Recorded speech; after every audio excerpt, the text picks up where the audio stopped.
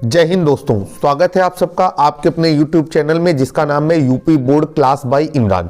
जैसा कि आप सभी जानते हैं कि हमारे YouTube चैनल में यूपी बोर्ड के साथ बेसिक शिक्षा विभाग की भी न्यूज़ अवेलेबल रहती हैं। इसी क्रम में हम लोग 1 जनवरी 2021 से 31 मार्च 2021 के मध्य किए जाने वाले 25 विशेष कोर्सों की प्रश्नोत्तरी का हल उपलब्ध करा रहे हैं।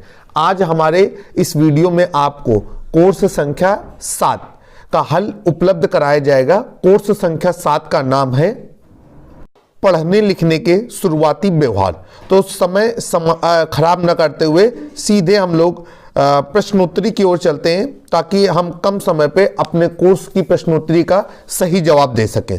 पहला प्रश्न आपके सामने आपकी स्क्रीन पर क्वेश्चन है कि नीचे दिए गए व्यवहारों में से पहचानिए कि सीखने के शुरुआती दौर में किन व्यवहारों की अपेक्षा आप 3 साल के बच्चे से नहीं कर सकते हैं। और यहाँ पर केवल हम यहाँ पर एक से अधिक विकल्प चुनने का हमें ऑप्शन दिया जा रहा है। पहला विकल्प है किसी लेख को प्रवाह से पढ़ पाना। दूसरा विकल्प पढ़ते हुए उंगली को लिपि की दिशा के अनुसार चलाना। तीसरा विकल्प है किताब में छपी वस्तुओं को पहचानना और उनके नाम बता पाना। चौथा विकल्प है शब्दों की सही वर्तनी लिख पाना। आइए देखते हैं कि इस पहले प्रश्न का सही उत्तर क्या होगा। पहले प्रश्न के सही उत्तर के रूप में आप विकल्प 2 और विकल्प 3 का चयन कर लीजिए, अर्थात पढ़ते हुए उंगली को लिपि की दिशा के अनुसार चलाना। दूसरा जो हमने चूज किया है वो है किताब में छपी वस्तुओं को पहचानना और उनके नाम बता पाना। सबमिट बटन दाबेंगे, आपको पता चल जाएगा कि आपके द्वारा बताया गया उत्तर पूरी तरीके से सही है। साथ ही वो कारण भी आपको पता चलेगा कि हमने इन 2 विकल्पों को क्यों चयनित किया है। अगला क्वेश्चन आपकी स्क्रीन पर क्वेश्चन संख्या 2। क्वेश्चन नंबर 2 में पूछा गया है कि एक अध्यापक को उभरते हुए साक्षर बच्चों को सिखाने की प्रक्रिया में रिक्त स्थान भूमिका निभानी चाहिए। एक ही विकल्प को हम चुन सकते हैं। पहला विकल्प है सहानुभूतिपूर्ण, दूसरा विकल्प है उदासीन, तीसरा है नकारात्मक और चौथा है सक्रिय। देखते हैं कि इस दूसरे क्वेश्चन का सही उत्तर क्या होगा। यहां पर आप चौथे विकल्प को सही उत्तर के रूप में चयनित करेंगे, अर्थात एक अध्यापक को उभरते हुए साक्षर बच्चों की सिखाने की जो प्रक्रिया होती है उसमें सक्रिय भूमिका निभानी चाहिए। क्वेश्चन नंबर 3 आपकी स्क्रीन पर अवेलेबल है। क्वेश्चन नंबर 3 में पूछा गया है कि कक्षा 1 का एक बच्चा पहाड़ी पर हरी घास चर रही बकरी का विवरण हिंदी में कुछ इस प्रकार लिखता है। अब यहाँ पर कुछ हिंदी में चीज लिखी हुई है, आप पढ़ें। इस लेख से आप समझ सकते हैं कि आपको एक से अधिक विकल्प चुनने का मौका यहाँ पर दिया जा रहा है। पहला विकल्प है बच्चों को समझ है कि अलग अलग तरह के शब्दों के बीच दूरी रखी जाती है। दूसरा विकल्प है वह हिंदी लिपि को किस दिशा में लिखा जाए यह जानता है। तीसरा विकल्प है बच्चे ने अपनी बात कहने के लिए संदर्भ के अनुसार उपर्युक्त शब्दों को चुना है। और चौथा विकल्प है कि वह मात्राओं को शब्द में उपयोग के अनुसार सही चिन्हों से अंकित कर सकता है। आइए देखते हैं कि क्वेश्चन नंबर 3 के लिए किन विकल्पों को हम सही उत्तर के रूप में चयनित कर सकते हैं।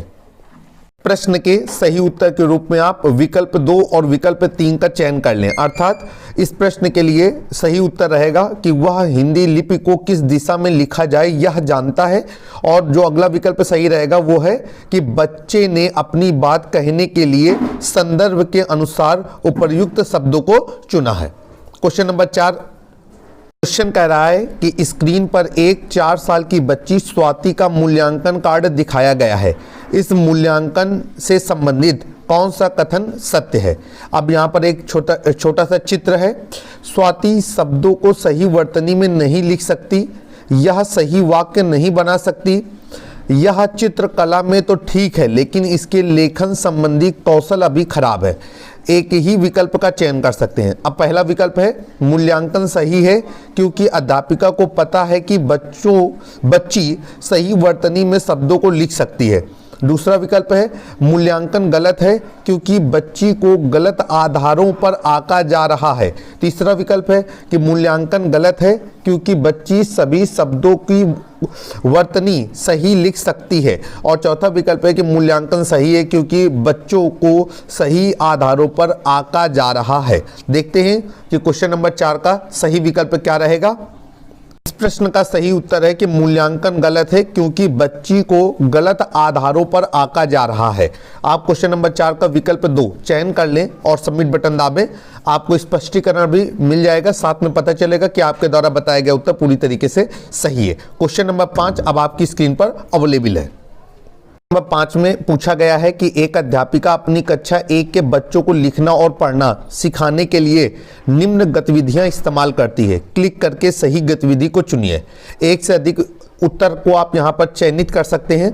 पहला विकल्प है हर सप्ताह उन्होंने लोकगीत गाने बजाने की प्रतियोगिता आयोजित की और बच्चों को समूहों में काम करने के लिए प्रोत्साहित किया। दूसरा विकल्प है वे बच्चों को उनकी अपनी भाषा में बोलने के लिए प्रोत्साहित करती हैं। तीसरा विकल्प है कि वे उन बच्चों को टोकती हैं जो हिंदी शब्दों को गलत उच्चारण के रूप में प्रस्तुत करते हैं या गलत उच्चारण करते हैं। और चौथा विकल्प है कि वो बच्चों को अपने अनुभव लिखने के लिए प्रोत्साहित करती हैं। आइए देखते हैं कि क्वेश्चन संख्या 5 का सही उत्तर क्या हो सकता है। विकल्प 1 और विकल्प 2 को सही उत्तर के रूप में चयनित किया गया है, अर्थात हर सप्ताह उन्होंने लोकगीत गाने बजाने की प्रतियोगिता आयोजित की और बच्चों को समूहों में काम करने के लिए प्रोत्साहित किया। और जो दूसरा विकल्प है उसे चुनेंगे कि वे बच्चों को उनकी अपनी भाषा में बोलने के लिए प्रोत्साहित करती हैं। पहले और दूसरे विकल्प को सही उत्तर के रूप में चयनित करके सबमिट बटन दाबेंगे। क्वेश्चन नंबर 6 आपकी स्क्रीन पर। आइए पढ़ें कि 3 साल के हेमंत और प्रिया की माताएं आपस में क्या बातें कर रही हैं। माता 1, मेरे बच्चे की तो लिखावट बहुत बुरी है।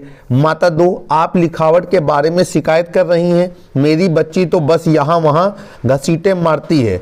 आप तो ये भी नहीं समझ पाएंगी कि उसने कौन सा अक्षर लिखा है। माता 1 फिर कह रही है कि वह तो शब्दों के बीच जगह ही नहीं छोड़ता।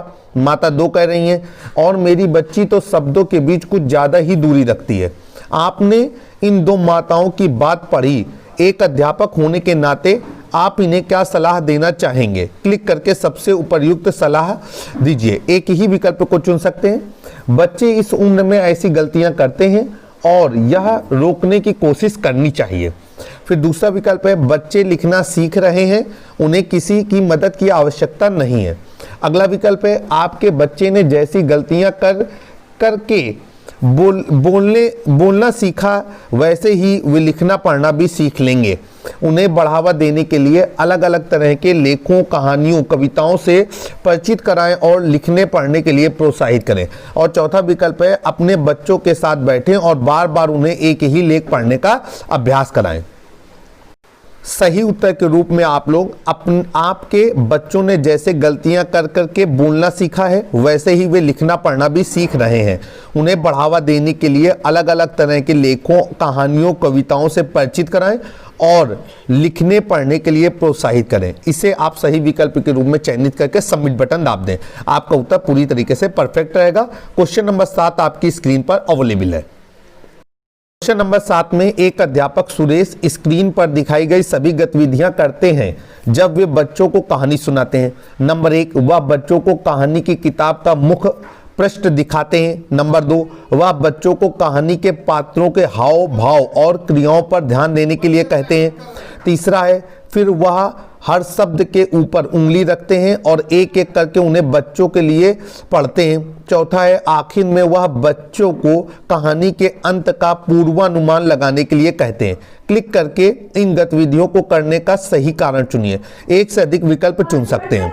पहला विकल्प है यह बच्चों को कहानी रटने में मदद करता है। दूसरा विकल्प है यह बच्चों को लिखित भाषा में संबंधित अवधारणाओं को समझने में मदद करता है। और तीसरा विकल्प है इससे बच्चे लेख पढ़ना सीखेंगे तो मगर धीरे धीरे। आइए देखते हैं कि क्वेश्चन संख्या 7 का सही उत्तर क्या हो सकता है।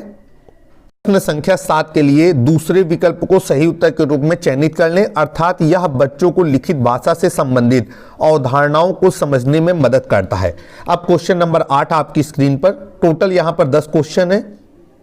क्वेश्चन नंबर 8 में आपको क्यों लगता है कि हमें बच्चों की घसीटा मारने की आदत को प्रोत्साहन देना चाहिए? सभी सही कथन क्लिक करके चुनें।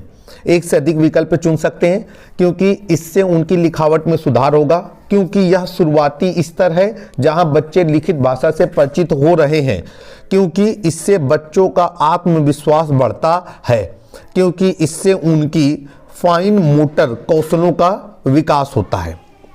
प्रश्न के लिए विकल्प 2, विकल्प 3 और विकल्प 4 को चयनित करके सबमिट बटन दाब दें। आपका उत्तर सही है। साथ ही आपको इस प्रश्न का ये उत्तर क्यों चुना गया है इसका स्पष्टीकरण भी प्राप्त हो जाएगा। क्वेश्चन नंबर 9 आपकी स्क्रीन पर अवेलेबल है। क्वेश्चन नंबर 9 के अनुसार स्क्रीन पर लिखने और बोलने के कौशल में कुछ अंतर और समानताएं दिखाई गई हैं। इनमें से सही तथ्य चुनें।